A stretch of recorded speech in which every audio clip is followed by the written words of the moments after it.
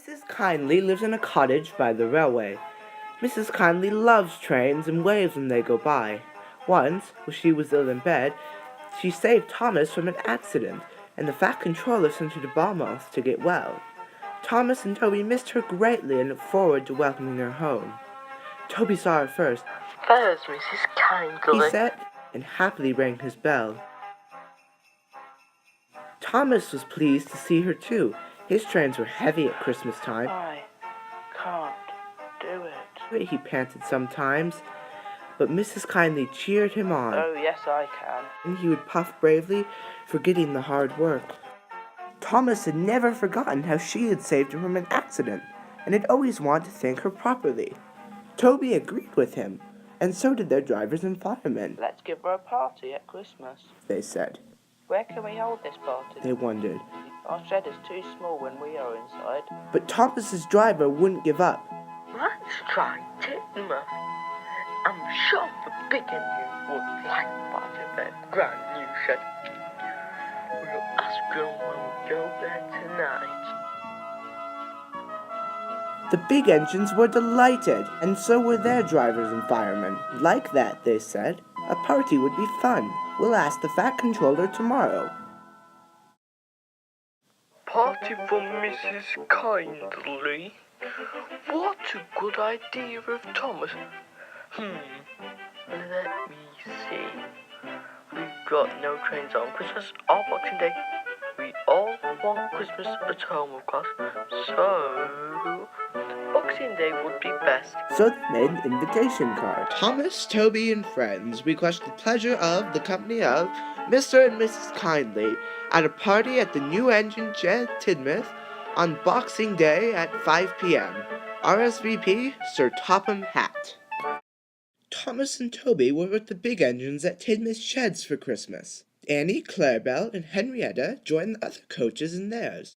They were looking forward to the party, and were so warm and snug that they had quite forgotten the weather outside, till the Fat Controller came bursting in. "The weather's changed. It's snowing hard at Farquhar.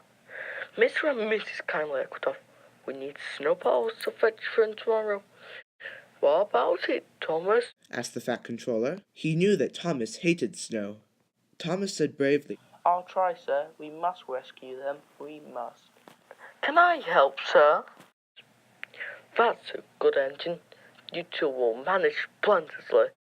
Early next morning, Thomas and Toby were both fitted with snowplows and coupled back to back with a van carrying workmen. They charged the snowdrifts fiercely. Sometimes they swept the snow aside, sometimes they stuck fast. When they stuck, they drew back so that men from the van could dig the snow away. Then on they went again. But at the cutting at the cottage, they could go no further. "Look how far!" exclaimed Thomas's fireman.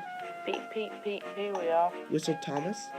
The snow was so deep around the cottage that the answer came from an upstairs window.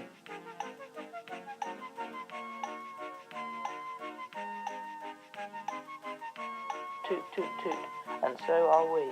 Came from the back of the cottage. "It's Terence. He's come to help too." Sure enough, Terence also had a snowplow and was working hard to clear the road.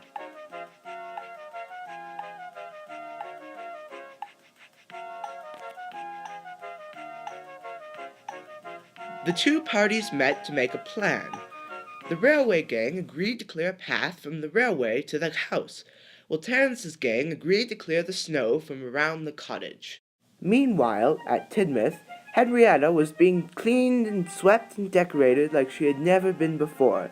She was quite proud of herself. And when she was ready, Percy, who had also been given a snowplow, took her to Elsbridge to wait for Thomas and Toby.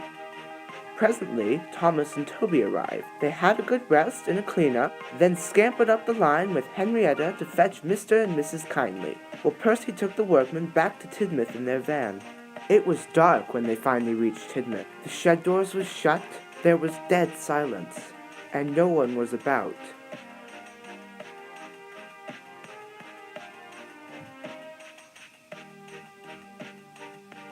"Peep, peep, they whistled despairingly. "Where is everybody?"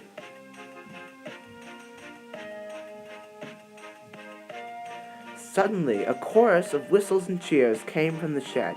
Lights in the yard flashed on and the shed doors swung open. "Merry Christmas" hung in colored lights on the shed. Sir Topham and Lady Hat welcomed Mrs. Kindly, and everyone gave them 3 cheers. Meanwhile, the Christmas tree had been rolled into position, ready for the carol singing to begin. They sang all their old favorites till their voices gave out. And then they were refreshed with hot coffee and mince pies. Then they pulled crackers and played games, and they had a perfectly splendid time until all too soon it was time for the party to end.